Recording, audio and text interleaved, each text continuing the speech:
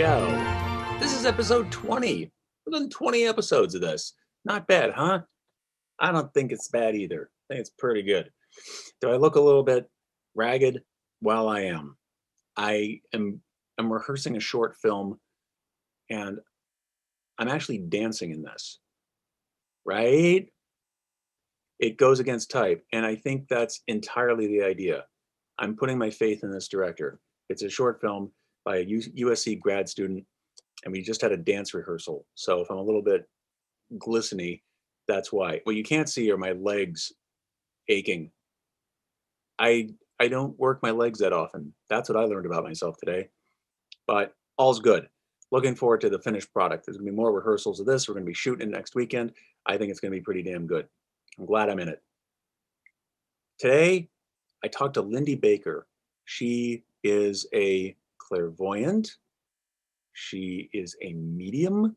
She is a variety of things, and she breaks them all down and explains them and gets into the skill that she has and how she uses it for other things. And it really surprised me, some of the things that she said about how her gift came about, how she just discovered it, and almost accidentally, some of the things that she was doing when she was younger. Um, I was surprised how personal she got. It's not just a job. I mean, it's a deeply personal thing what she does, and she got kind of candid about things. I really appreciate it. You will notice a couple technical hiccups. I kind of had to dissolve over them, so that's why that happened. But it's a very enlightening conversation, and I was really into it, as I often am in these things, which you'll be able to see. So please sit back and enjoy this conversation with Lindy Baker. Lindy Baker, how are you today? I'm awesome today. Oh, that's a great attitude, to be awesome Yeah. today. You said awesome today. Is that just today or is that every day? I try to be that every day. Some days, it takes a little more. Oh yeah, I've been going through a lot, and I have to live your life, breathe, be in the moment. You're gonna do fine. Don't be so hard on yourself. It's a process. So let's get right to the beginning. Where are you originally from? I was born in Canton, Ohio, and I escaped there when I was 27 to Cincinnati, Ohio. I was there for 3 years, and I really look at California as my home. I came to California way back when I think I was 29 at the time, and it was just my home. It was just more open and more accepting of me as the psychic. So I was home. And where do you live now? I'm in Las Vegas again. Okay, what brought this move on? Oh, all right. Short version is that it took many, many years to correctly diagnose a problem that I have. It's blood disease. It's called acute intermittent porphyria, and it is often misdiagnosed. And what that means is that I'm allergic to the sun. I can't be out in the sun. So a lot of people go, well, what the hell are you doing in Vegas? Because there are so much sun in Vegas. But if you've got to live your life at night, what a better place to be. That there's all of the shows. You can go to comedy. You can go to the Cirque du Soleil shows. There's always something to do. You can go walk around down on Fremont Street and see those things that make your eyebrows raise. Yeah. So it's a great place it's called the vampire disease, so it's a great place for a vampire to live. Now, I was reading on your website that you said you felt you had a certain extrasensory ability at a very young age. You could see auras, you could sense things about people, and then later on you realized not everybody has this. What describe those early sensations that you had? Well, the I have to say that unless you can get into somebody else's mind, you don't know how they think. So you have no idea that you don't think like other people do. The way that you find that out is by people's reactions to who you are.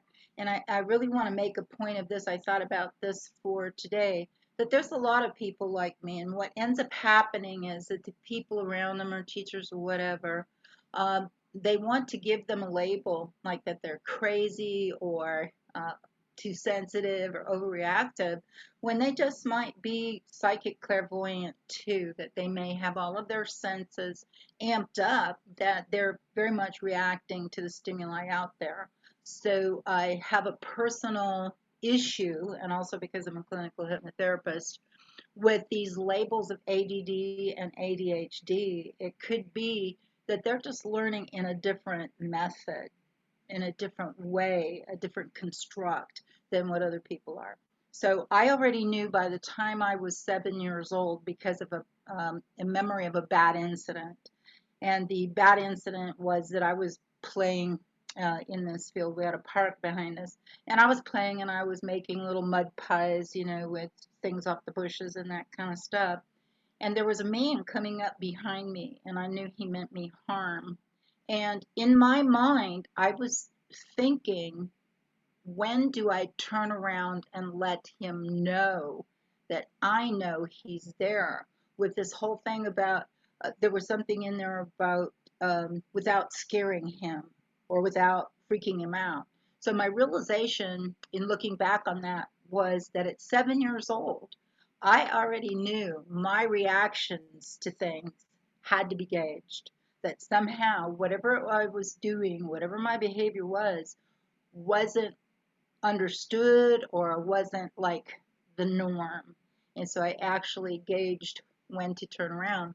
I love to tell this story about when it was really driving it home that my capabilities, and I look at this, I want to point out too, I don't look at this as a religion. I don't think this has anything to do with religion. It's a mind-body connection that you have. But what really drove it home, I was working at Myers Lake Amusement Park when I was 15 years old. And my girlfriend and I, she was a major and I was a rockette, and we were acting up in the booth that they had put us in. And so for punishment, they sent me down to a booth by the roller coaster, which was the weight and age guessing booth. And so I was in there, and it's kind of embarrassing to tell this story, but I was actually stealing quarters.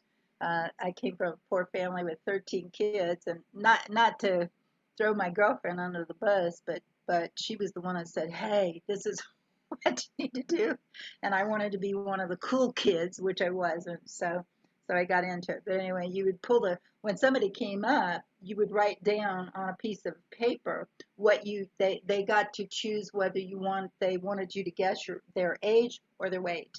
And you would write down on a piece of paper what you thought that was. And then when they wrote it down and they showed it, you would show yours. And if you got it wrong, then they got a prize off the shelf behind you.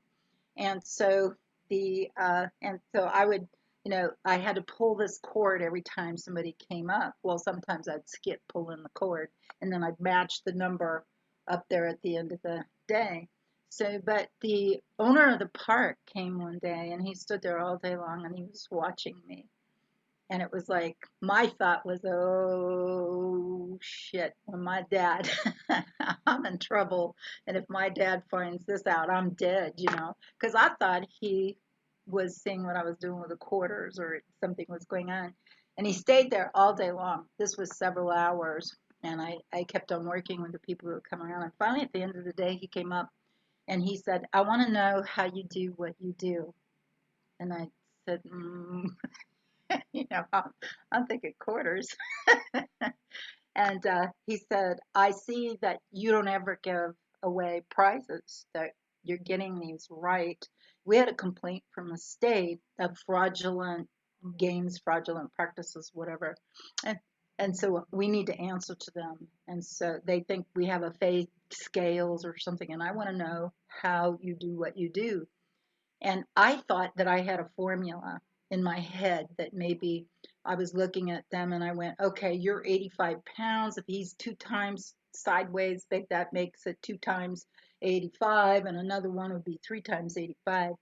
But in trying to give him a formula of my processes of what I did, I realized that I already had the answer before I ever did that the answer would just pop into my mind. It would pop into my head, and that's the answer that I would put on a piece of paper.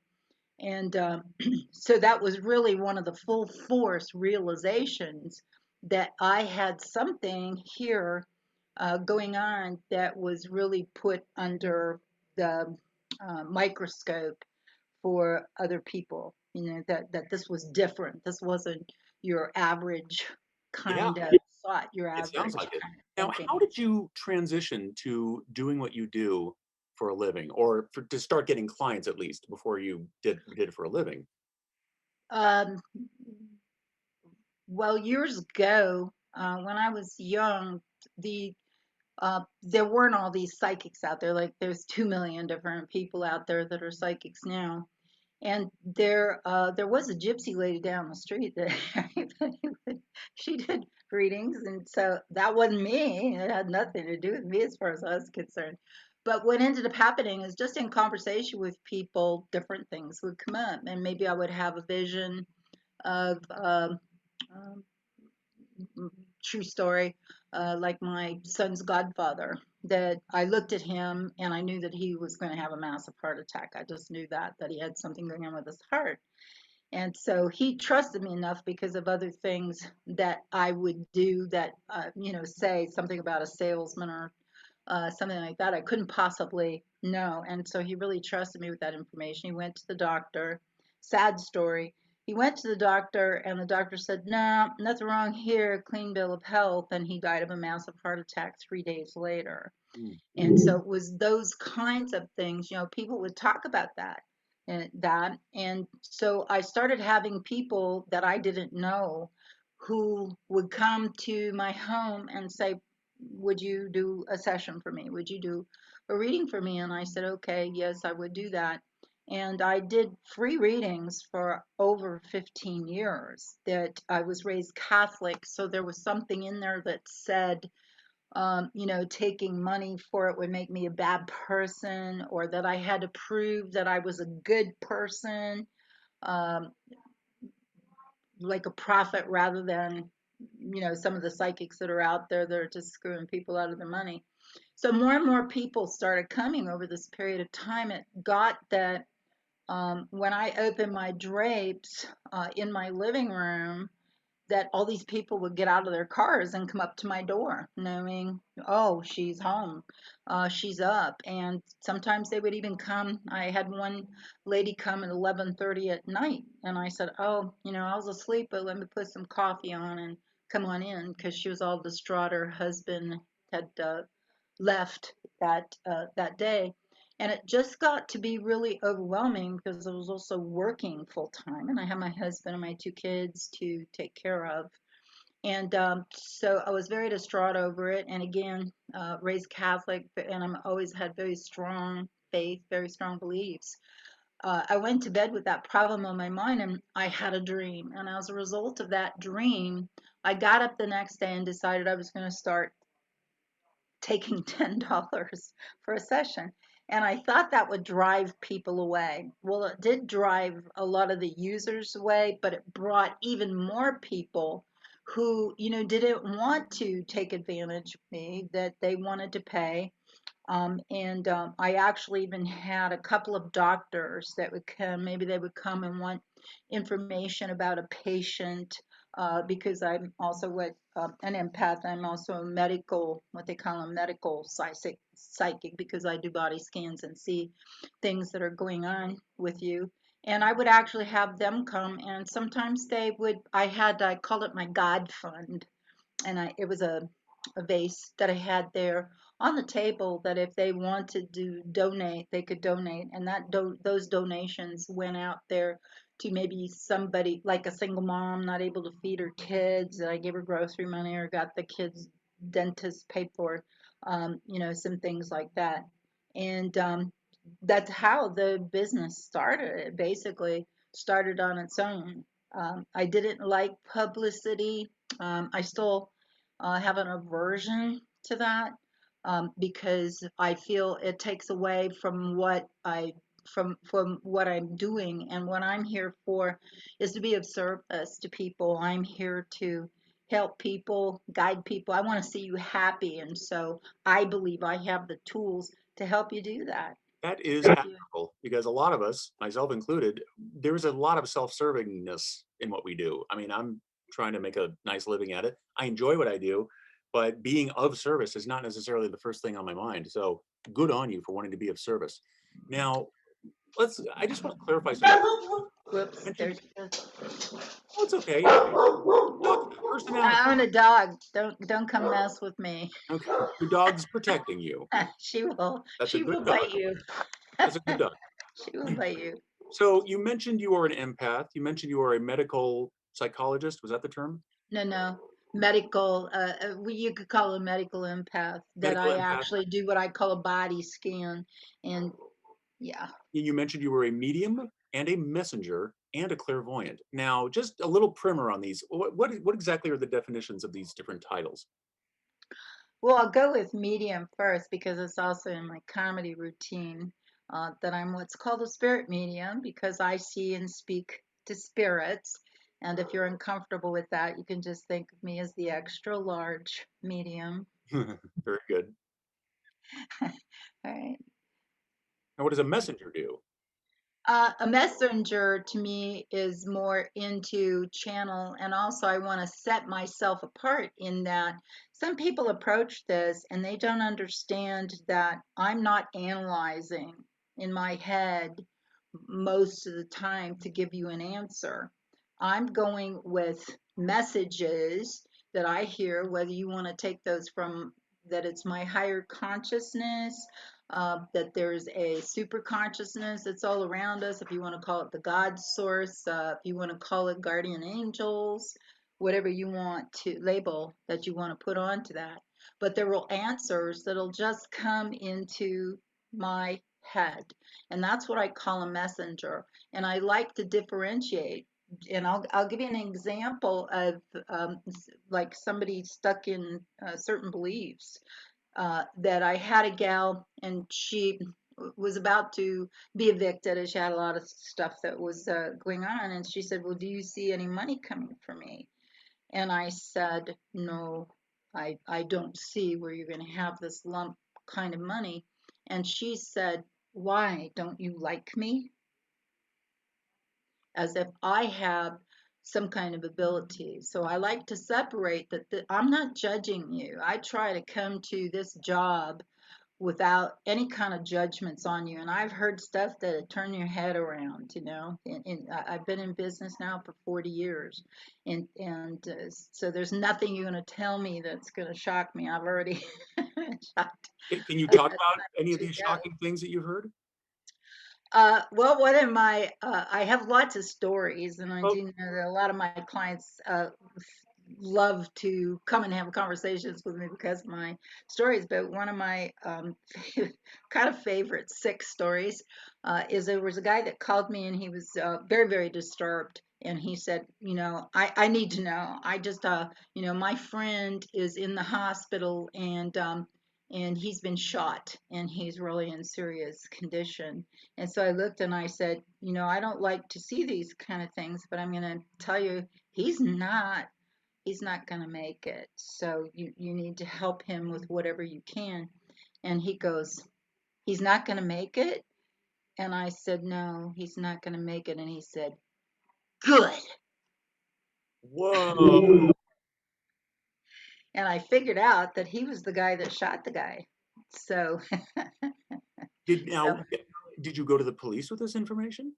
no, uh-uh, no. No, why is that? Well, because it was like a really, really long time ago, and it wasn't really something where he jumped up and did that. You know, at that time, it wasn't like I knew where this guy was. I don't even remember what name that he gave me. You know, it was like one of the phone calls. I'm not even sure if that was happened. I worked on Jackie Stallone's hotline for a long time too, and it could have even been one of the calls that Okay. came through there. Yeah. Whoa. Now, what is a clairvoyant? A clairvoyant, that's a French word, and it is a word for to see. There's clairvoyant, clairsentient, and clairaudient. Clairsentient means to feel, and to clairaudient is to hear. And one of the reasons that I chose to go by clairvoyant is because there is such negative connotation about the word psychic, and I don't look myself as one of them. as a psychic. To me, they're people that are in the business for the money. They don't care, majority of them, about people at all. They sell things like love potions, um, and just all kinds of stuff that just isn't in the realm that I work in. So that's why I have that word clairvoyant up there. And now, how does this differ from an empath? An empath is a person who, with that clairsentient, is a person that feels over and beyond. And my realization long ago about that I was an empath and what that was all about. When somebody comes to me for a reading, I just had this happen again the other day. That I know who I am. I wake up in the morning and assess what kind of condition I'm in for that day. Does my back hurt, my foot hurt? Am I in a good mood, bad mood, whatever I'm in? And so then when a client comes to me, if I change in that, then I know what I'm sensing is theirs, not mine. So, like, say if we were in a session today and your knee was just killing you, my knee would start hurting. And so then I would be able to say, you hurt your knee. And then also, because of being the medical psychic, that I would also, create a body scan, a psychic body scan, to see if there was anything that's going on with that you can change. And I want to point that out too. This is where I think my work is very much different, because if I see something that we would call bad or not good in your session, what I'm going to look at is, how can we make this not happen? How can we change a behavior and attitude to make this go away? Or if it absolutely has to happen, if it's absolutely something that's like on your, say, destiny path, or something of that nature, then I'm also going to look at, what do we have to do to get you through this in the best kind of way, where you come out and maybe you're not completely devastated, or you don't lose your entire everything that you work for in your life as a result of this event. I also look at it as a preventative thing. So say, like, if somebody says, well, what about my mom? And I see that there's cancer going on there, I want to mention it, and I want to be specific about what area that is. And then what I tell them, I'm not a doctor, I don't diagnose, but the sooner that you get in there to have this seen about, the sooner you're going to get through that you're going to have to get over it. Or if it is something I've had to, I don't like to do, but I've had a couple of times where I saw that somebody was terminal, and I did bring that up. And the reason being is because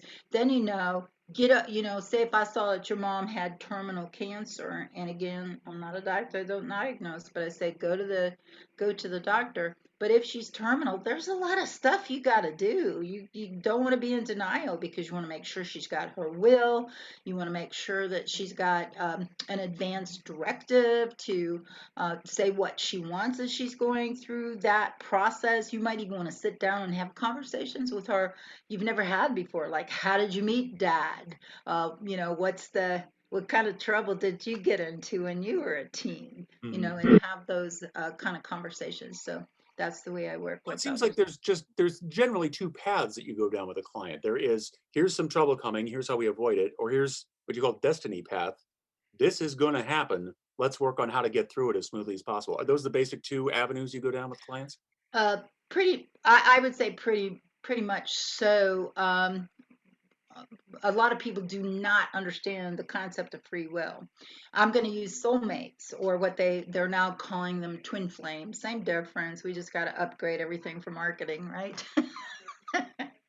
So say that you have somebody that comes into your life and they're a soulmate. People assume that means we're going to live happily ever after. We're going to have everything in common. We're just going to have this great life together. And this is a really good example of free will and destiny. Destiny is that you were supposed to meet that person. Free will is whether either one of you decide that you want to do the lifelong dance under the same roof married routine. And you may decide that, for whatever your reasons are, that you don't want to. As an example I could give, somebody would say, well, why wouldn't I want to? Well, if you have a pension and he doesn't, you might not want to. Or if he's got $100,000 in student loans, you might not want to, because if you marry that person, you become responsible for their student loans. Hmm. So credit checks are important, I guess.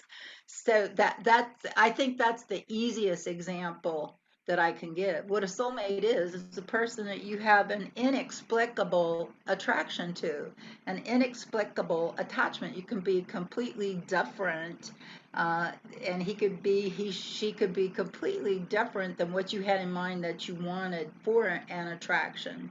So, anyway, free will and destiny, I think that's a good way to to a good example of it.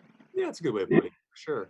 Now, talk for a minute about the mechanics of your ability, because you said the word earlier, you used the word sense, you sense something, and then you also mentioned that thoughts appear when you're trying to understand somebody. Is it can you break it down more than that? Are there things that can accelerate the process? Are there environmental factors that can make things easier or harder? How do these actually work? Well, I'm going to self-promote here for a minute because I've had a lot of requests, a huge amount of requests to start teaching my classes, which I haven't for probably the last 15 years. I call it mental magic, and I'm going to start those August 1st. So if people want to know that, um, but the back to the back to the initial question. What was that initial question? Just the mechanics of your skill. Is it the kind of thing that you can turn on off like a switch? Do you need the room to be hotter or colder or more lights on? Or No, what are the not in environment? my case. In my case, I am clairvoyant 24 hours a day, 7 days a week. And I believe that the only way I will ever be able to shut it off is when my brain no longer works and I'm dead. Because what your ability comes from is your mind. Everybody has the ability. If somebody says, well, I don't have the ability, you have a mind, so you have the ability. You might have a lot of blocking in there, that indoctrination that said you can't do this or you can't have that, but it's there. So you have to do some unblocking in order to get to it. So it's a mental emotional combination skill to me. To me, in my belief system, is when God created you and He gave you mind, and in the Bible and everything it says, in my image and likeness. This is what it refers to, and it's your survival instinct. That this was given to you in order for you to navigate through the trials and tribulations of life on earth. If you listened, you followed that survival instinct, and a fire was coming, you would know it, and you would be able to, uh, you know, fight or flight. You would be able to do something about that. Um, that there would be something that triggers in your senses. Um, excuse me. When they say about, like, with deer, that the deer smell the fear on the wind or whatever like that. I don't believe that either. I think the deer actually have that same instinct and they react to it. The difference is they don't have this thing analyzing over here. They just react to it. That they'll have this feeling of fear, like I've got to run from this. Where the man stands there, we'll stand there and we'll analyze it. Like maybe you look at a guy. And I was a rape and assault counselor for quite a while in Ohio. And so maybe, and I'm using that because of the girls, that maybe they look at this guy and they get that gut sense, girl, you got to run. This isn't right. There's something wrong. Take a Ted Bundy. But you look at the guy, nice looking guy. He's going, good voice. He doesn't look like this evil guy. You expect him to look evil, but there's something in your gut that says run. And the majority of girls that I helped go through court system, etc., they had that gut feeling, and they said, "I had this feeling, I was in danger." But the way that we're approached the world, it's like well, I didn't want to embarrass him. I didn't want to be embarrassed, look like I was stupid. And so we don't follow those gut feelings. Yeah, and you said a few things that have spawned some questions here. Number one, you said everybody has this to one degree or another, but we have blockages or whatever. So is this the kind of thing that in your class, can you teach people to unblock themselves a little bit and have a stronger sense, Sure, clairvoyant sense? sure. And One of you've seen yeah, results of this? I'll give you a freebie here, because that's what I'm all about. I'm not in this for the materialism, obviously, or I'd be living in a mansion over by the ocean with servants. So, but one of the first things that I start in the class is I call it the stream of consciousness. And I would say, I understand we're all on a computer and everything, but for some reason or other, I feel like without that electrical energy, you want to go and just take a regular legal pad and a pencil or a pen, uh, to me, away from electricity. That electricity, we're going to pick up on that and it's going to destroy things. But to just go sit in some kind of a quiet place, I think you could even do it in a restaurant or anything like that that you want to, with the purpose of you are going to listen to your own thoughts. You're not going to create them. You're not going to manifest them. There is a difference there. You're going to listen to thoughts that come into your head that you didn't create. You're going to listen. And you only write down what you hear outside of your head. And you can kind of, you may in the beginning, somebody might start with, well, Lindy said to sit here and write this, so I'm sitting here writing this. And then as you're doing that, you may hear another voice, just like your own voice, different rhythm, different tempo in your head that says, you're going to get a letter tomorrow. So you want to write down, you're going to get a letter tomorrow, and I always like to underline it so the ones I heard in my head would stand out. And that's what you do. You listen to what thoughts are going to come into your head. And if you're a super sensitive kind of a person, you're going to hear a lot of stuff probably right away. And you may be picking up on, people don't realize this. This is another level of my class I call laser thinking. But that every thought that you create sticks on the atoms and molecules, and that you can actually propel those thoughts into another person's mind. Sometimes you can get them without even um, making an effort to do that. That I do a process all day, every day. Pretty much, is that my thought or is that somebody else? Recently, I've had one that was like, oh, pack your boxes. You want to pack stuff, you want to throw things out, you want to clean shelves. But I've been around the block and back enough that I now know one of my neighbors is moving. So, That's wild. And not me, it doesn't belong to me. you were talking about how thoughts connect to atoms and molecules. My feeling has always been the brain, when you're thinking, and even when you're not, it's electricity. They are electrical You're darn impulses of a sort. right. If they're electrical impulses, they can be detected and measured. Right. Therefore, it's just a matter of your detection ability and your ability to direct them wherever you want.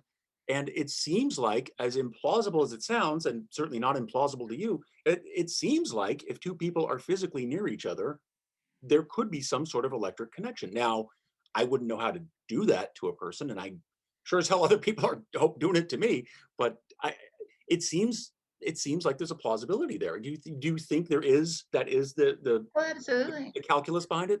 Oh, absolutely. I actually feel that you hear this all the time about people that have been married, say, 70 years, and they've always been together, and one dies and the other one dies within 3, 4 months. That my belief is it's not like the shock of the death or anything like that, but that there's an actual energy connection, that they've been together so long that those, we'll call them auric fields, that those two auric fields have now joined. And so when that other person leaves, it's like it's just ripped out half of their electrical existence. And so they have to be able to, it's like heal from that or rebuild from that, in order to, be able to continue on. And with a lot of them, then there's that added thought that they don't want to continue on or live without that partner.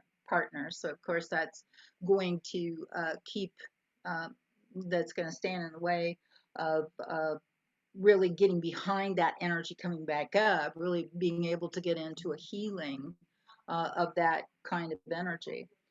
When I first started, well, I've always been studying energy simply because of who I was. I've taken astronomy classes, became a certified clinical hypnotherapist to be able to study thoughts, energies, and all that other stuff. But the big one that I talk about that really was profound in my learning about energies. Uh, I uh, I worked as a volunteer with the Pomona Police Department. Captain Charette, who's now deceased, had I had done a speech for American Business Women's Association about using your intuitive abilities, etc. And he heard about me, so he asked me to come and work on some of their dead cases and work. I worked on a lot of missing children cases, missing persons cases, and there was a case of someone and she had been stabbed like 100 times, and they found this body on a jogging trail, and they didn't have a clue of who would have done this. At that time, you didn't have like the DNA evidence kind of thing that we have now, that sort of thing. The most that they knew is it had to be a very angry thing, because nobody stabs 100 times if they're not pretty well pissed off. And so he assigned a detective to work with me. And I don't know if that has anything to do with it or not, but this guy was a skeptic beyond skeptic. And he was so resentful of having to do anything with an idiot psychic, how stupid we are, kind of thing, and fake we are. So he really didn't want to work with me at all. And we got to this location. He was supposed to take me to the location where her body was found. And because I intuited that he was leading me in the wrong direction, because he wanted to make me look like a fool. He wanted to prove that there was nothing to the capabilities. Basically, I think he was going to lead me to another spot and have me go, ooh, ow, oh, oh yeah, the spirits that are around here and all this other stuff. Like you see in the movies on TV, which is not real. And so I was already queued up, kind of like on an intuitive alert to not go with the flow. That's the way that I'll put it. And so as a result of that, I was kind of, scanning the area, and I saw off to a different direction than he was leading me in. The way that I would describe the energy is "Beam Me Up, Scotty" from the TV show. That it was just this flurry of energy that kind of looked like maybe it would gnats. You know how gnats get into a big thing over there, but it was something different, and it just really struck my curiosity like right down to my soul. And I thought, I've got to go see what this is. And so I went right through bushes, and I had like scratches all over my legs and everything, that I was like a little kid, just, oh my God, I'll get my hands on this. And when I walked into this, it's the day I discovered holograms. That when I walked into this, there were little like holograms, little visions, it's great now because we use video on our camera, you can relate a whole lot more.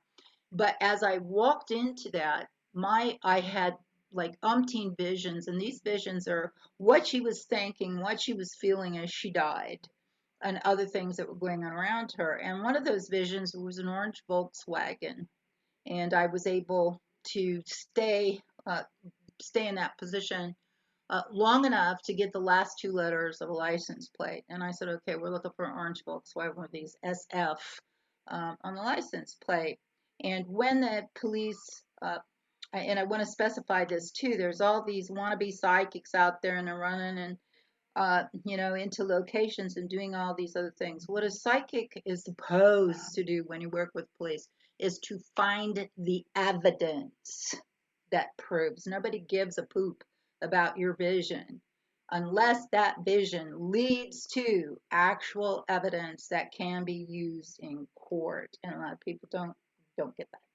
And so they were able to take that information, and it turned out that it was her roommate that had the orange VW, and then they did take the car and they found blood in the car and that kind of stuff. So it And then was the police made sure that you did not have access to the file in advance, because if he's a skeptic, right, the first thought is going right. to be, Oh oh, yeah, and I didn't work. I didn't work with a file anyway. At that time, I still had in my head a thing that I found out not to be true. I can do what they call like remote viewing, and we actually, had a branch of the government that I think was called Secret Source, which was a group of people, and they used remote viewing in order to see what was going on in Afghanistan and other places like that. So they actually used psychics, except they gave them a different name not to freak everybody out. yeah, Remote viewing. government And so, funded psychic would probably make a lot of people angry. So right, right. So I remote view. uh, I can remote view a site. At that time, I was of the belief, like a lot of people even think for a psychic reading, well, hold my ring or hold my piece of clothing. I don't need to hold your ring. I don't need to hold your piece of clothing. I remote view to whatever the situation is at that time. And so at that time, yes, I would go out to physical location, but after a while, I stopped doing that. For one thing, especially with the kids stuff could get pretty gory, and I just didn't really want to be in the mix in the mix of that. That was understand. pretty horrific. But back to the energy, what I found that day, and to this is to me a very major construct of our life on Earth, that emotion is the reason we come to Earth as a human being, so that you can feel this whole realm of emotion, and all the emotion that you feel is very the more that you feel it, it attaches to the atoms and molecules and actually creates a hologram. And so, like, say people think, well, they're going to the graveyard to go see ghosts. No, you're not seeing ghosts. You're seeing a hologram, and that hologram was created because somebody was so caught up in their grief that this huge amount of motion that they put out attached to the atoms and molecules, and it creates a video. And that's a hologram, and so it's that video that's I floating around. I have never heard this explained like that before. That's really something. Well, It's more plausible theory about ghosts than I've ever heard. So that kind of adds up. and I do know that there are such thing that are ghosts because I do see and speak to them. And how do I know I'm not crazy? Because the people verify information I could not possibly know. In fact, like I had a lady the other day, she was came to me for energy balancing because I do energy balancing. But she'd come to me for energy balancing, and I'm psychic 24 hours a day, 7 days a week. So if spirit comes in and wants to speak, then I'll bring it through, even though it's an energy balancing and not a reading. And so she had an aunt that came through and was talking to something. The woman is uh, wonderful, wonderful lady taking care of an aging mom right now, which is very difficult position for her to be in. And so the aunt spirit came through and had some things to say, and I guess to drive the point home, she also said for me to ask her what pistachios had to do with anything. And so this is like the biggest confirmation there is. Pistachios. I mean, that's not something general at all.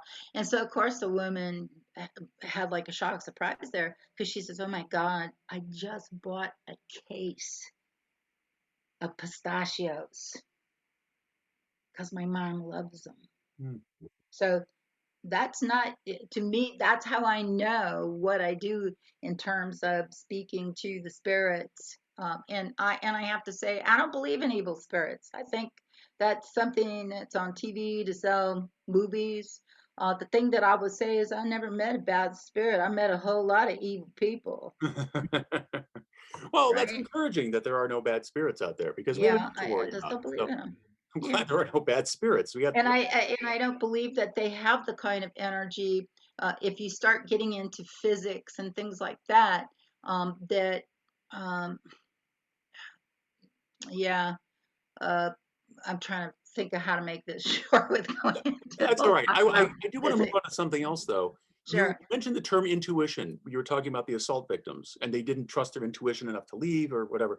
Right. Do you think is intuition tied to what you're doing? Because we all have intuition. I have intuition. I've got those moments where I'm thinking, "This is trouble. Get out of this guy's a con artist. I don't want to work for him," and things like that. So, is intuition a basic version of this broader skill? Oh yeah, that's a good Okay. way to put it. Yeah, I think intuition is a thing that people safely say to themselves. Oh, it's okay if I have intuition. But if I really had full blown psychic ability, there's a responsibility written into that. But if I have intuition, you know, Are there people now that's a on that safe note, place are to there be. people that you've known who have this ability and use it for evil? Use it to manipulate people and bilk them out of money? I don't mean like charlatans who pretend to have this skill and just lie to them. I'm talking about people who have real I think there are some people who really do have the ability. I think you can use it for whatever you want to use it for. I think when you develop it, you could be evil with it.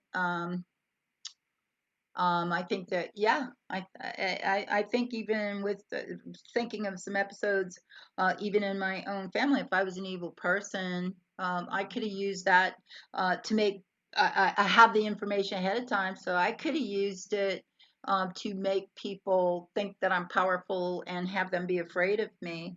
My mom still believes like I create stuff, which no, mom. I see it and then it happens. She's 92. She still doesn't get it. Uh, but uh, but I think absolutely the answer is you can use it for good. You can use it for evil. If you're an evil person, you can use it for evil. An no, example that I would give you is like say that again, a story from my own life. I had a sister that was kidnapped and raped when she was only 15 years old. I saw that happening before it was going to happen. I didn't see all the little details in it that it was going to be a man and a woman that owned a store or anything like that. I just saw that she was tied up in a really bad situation, and I had mentioned that to my mom. My mom was going to go out of state to help a brother and his wife move, and she had 6 kids at home yet. There were 13 of us, and I said, "You don't want to go. You need to stay there. You need to stay there, especially with a sister." And she said, "Well, I'll call home." And I said, "Well, if she's all tied up and everything, how the hell is she going to answer the phone? Don't go." And so then it ended up going down where she went to this job interview, and it was a man and his wife that took her. And so the way my mom put it together was that when she came to emergency room and I was with my sister, she said to me, "I can't believe you would do this to your own sister." So my point here is if I wanted to use it for evil, I could see something like that happen and say to somebody, "I'm going to put a huge hex on your family." And then when it happens, everybody thinks I had that power and that ability to do it. So, and I've never really thought about your question or no. the answer It's to just that. So, something that occurs to me. If you have so this good skill, question. yeah, Good it's question. it it is kind of creepy. I mean, I'm glad there aren't people out there doing that, or maybe there are. Come to think of it, I but think there are. I really do think there are. I think there's people that they again, the sense is there. What you do with it, is your call. I think there are people out there. have you found in all the years that you've been doing this, some people are harder to read than others? Like they're not giving off enough energy, or No. no? No, I think that no. I thought about that question, and I think it's more of people being open. Um, and I just won't even do it anymore. If anybody comes and they want to play a guessing game, I'm not here for a guessing game. I'm here to have a unique conversation with you that is going to be beneficial for you in order for you to control your own life to see the things that are coming up. I'm not going to get into some guessing game proving that you did this or you're going to do. I'm just not going to get into it. So those ones I would say, yeah, they're harder to read because they're closed people, Hmm. that they're oppositional people. And so, yeah, I think those ones are hard to read. The best ones to read are the ones that do come and say, "Hey, let's have a conversation and help me. What about kids? What about this? What about that?" Those are the ones that I don't have to work as hard to to develop the mental focus to focus on you and bring everything, bring everything up. You mentioned that it's a skill that's on 24/7. Are there moments you wish it weren't on? Do you have Oh yeah. trouble? Like, really? Oh yeah, many, many, many times. Many times in my life, I had a couple of times where I call it an identity crisis, and I can get very emotional about it. Is it okay to talk about? We can avoid it Well, if I'm having emotion coming up, which is kind of surprising me, because a lot of people don't understand. I didn't ask to be this. I was born this way, and so there are a lot of times that I wished I could just walk away from it and be quote normal. But in those walkaways, what I found out is that it doesn't go away. That's where I found out it's there 24 hours, 7 days a week, and it's also there when I'm asleep. Like not too long ago, I had this terrible nightmare. I was having this nightmare and I was arrested and I was pulled out of the car and I was slammed up against the car and the police, and oh my God, I was so terrified, and they were asking me for my license, and it was so powerful that I woke up and I went, oh my God, like what was that? Let's analyze this dream. And so when I got up and I went and looked out, here's the police outside on my street with a for real. guy up against the car. so so that was actually coming in my sleep state, and I was feeling what was going on with him. So Wow. Yeah, yeah, that's during tough. COVID was tough, because so many people were just so depressed and distraught. Here's a teaching moment again. So, sometimes your depression doesn't belong to you. Your sadness doesn't belong to you. Once you learn that, there's this attachment of emotion to atom and molecules, and that thought can actually be transferred to you, you may find that you may have a roommate who's depressed all the time, and it's not you that's depressed, and when you move out from that roommate, you're not depressed anymore. Mhm. So during COVID was really difficult because I would have to wake up every morning like fighting depression. And the manifestation that I teach is I have decided to release and let go of all of this depression. I've decided that this depression transmutes into positive, happy, jokey energy. And so, as I recognize that, then I'll also consciously think more positive thoughts to push that away. No, But I think you're right. I bet the importance of one's environment and a conscious effort to avoid certain things too. We're almost done here, but I want to go back to something you were talking about, how this is our intuitive abilities were something that we were born with and that we've evolved with. Do you think, and I don't know if this is your milieu or if you know about this, but it's just a really heavy question that occurred to me. Do you think we have evolved in such a way that our intuitive abilities have been tamped down? That is to say, do you think they were stronger centuries or millennia ago compared to now? oh, Or absolutely. why do you Oh, think that? The absolutely. encroachment of Western civilization and the noise and everything and the busy workday, or No, I don't even look at it that way. I think it had more to do that the powers to be, they don't want you to be able to use your abilities. I think religion is a real bad guy, in that religion teaches you. I've had different people say, "Well, you do the work of the devil. It's in the Bible." Well, then obviously you haven't read the Bible, because there's a story in there. A dude by the name of Joseph had 12 brothers and sisters. They were jealous, so they sold him into slavery. And then he was having visions about, um, storms and all this other kind of stuff happening, and it came to the attention of the Pharaoh, and the Pharaoh took him out of prison and kept him by his side to be able to predict the events that were coming in the world. So you obviously haven't read it, and maybe Noah is not in your Bible, but that was another dude just like me, regular person out there, who had a vision there was going to be this big flood in the middle of the desert. So when you say, this is in the Bible, mm, you're not reading it. Somebody taught you quotes. So I do think a lot of that comes into the way. I've had people say, "Well, I'm Catholic." Well, I was Catholic too, and the nuns love me. The nuns got a really big kick out of my really? ability.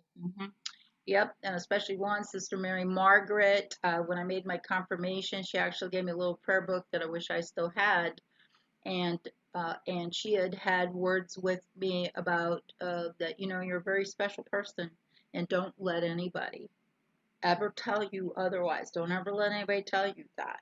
So, and I had another one. I don't know what her real name was because I just called her Sister Peach, and she was another one too that she would correspond with me. You did letters back then, instead of email, and she would correspond too and say, "How's the world teaching you?" And again, you need to know, that God created you special, so you got to keep on helping people the way that you help them.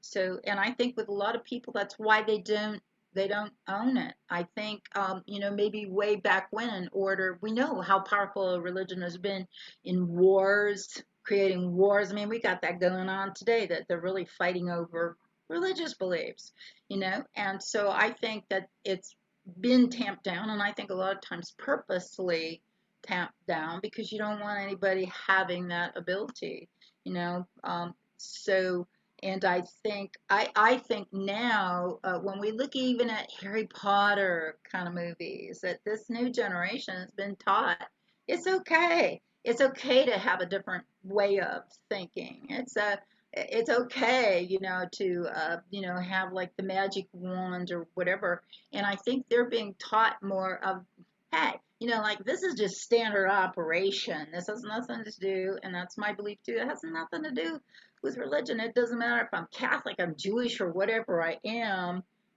I'm still going to be like this. That it just doesn't have to do with And religion. and yet, to bring the whole thing full circle, what I found interesting is you said Joseph had 12 brothers and sisters. I thought it was, yeah, Don't you have 12 brothers and sisters? yeah, And yeah, Joseph and they had also are traitors. and Joseph had a special ability. You've got a special ability, and you're being Yeah. interviewed by a Joseph, just to bring the whole thing full circle. Yeah, that's right. So Yeah, that's good right. on you. Thank you. What a treat talking to you and hearing this perspective about your abilities. I still don't know what label. I almost said paranormal. I don't know if that's the right I term. don't know what to call it either. Paranormal, metaphysical. Extrasensory. Thanks for sharing all this and for opening up and being a little vulnerable. Tell everybody where they can find you and tell everybody when and where this class is that you're going to start. All right, the class is going to be a Zoom class. They can go onto my website, which is lindybaker.com, LINDYBAKER.com. I have a lot of articles on there. I've got podcasts on there that are basically, one of my favorites is, I think it's called This Amazing Human Energy, is a really good basic teaching kind of one. If you want to listen to that, you'll see on there that there's a way that you can email me from there, etc. My email is lindy@lindybaker.com. My phone number, just Google it. It's 858-272-6463. You're welcome to text me. I don't usually pick up on calls because when I'm in a session, I don't stop for calls. So you can text me if you want to set up an appointment. I'm not really sure the date of the class. I just know it's going to be in August. Um, Okay. Well, when you find out, I can add it to the show notes on YouTube, and it'll be on your website as well. Lindy Baker, thank you so much. Hey, thanks for having me. And maybe I'll see you doing stand up one day here soon Maybe too. Vegas is a great stand-up town. I'm overdue for a trip out there, so I'll let you Come know. on out. Yeah, come on out. Thank you so much. Take care. Did you enjoy that? I knew you would. Ah, see what I did there? You knew I was going to say that, didn't you? I see what you did there. It's all intuition, man. Get in touch with it. Mm-mm-mm. Doctors come to her. Doctors come to her. What? That's a little scary, isn't it? I'm not sure I wanted to know that. I don't fault her for saying it, but I'm still not sure I wanted to know that. We want to have faith in things, don't we? And then the part where she said she didn't ask to be born with this ability. Yeah, I kind of don't blame her. But we are what we are, right?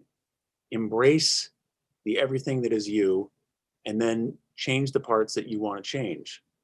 And then what are you really changing? Are you changing the essence of you, or are you changing some persona that you've put on? How did I go off the rails here? I hope you enjoyed it. I hope you had some takeaways. Thanks again to Nikki Hayworth for the opening animation. Get well soon, sister. Juan Camacho for the one-of-a-kind rendering of my face, and Gaiety in the Golden Age. Thank you. I forgot his name already. Aaron Kenny. I knew that. Aaron Kenny, thank you for that song, that royalty-free song. I'm happy to give you credit for it. I wish I could see into the future so I could remember what I was going to say next.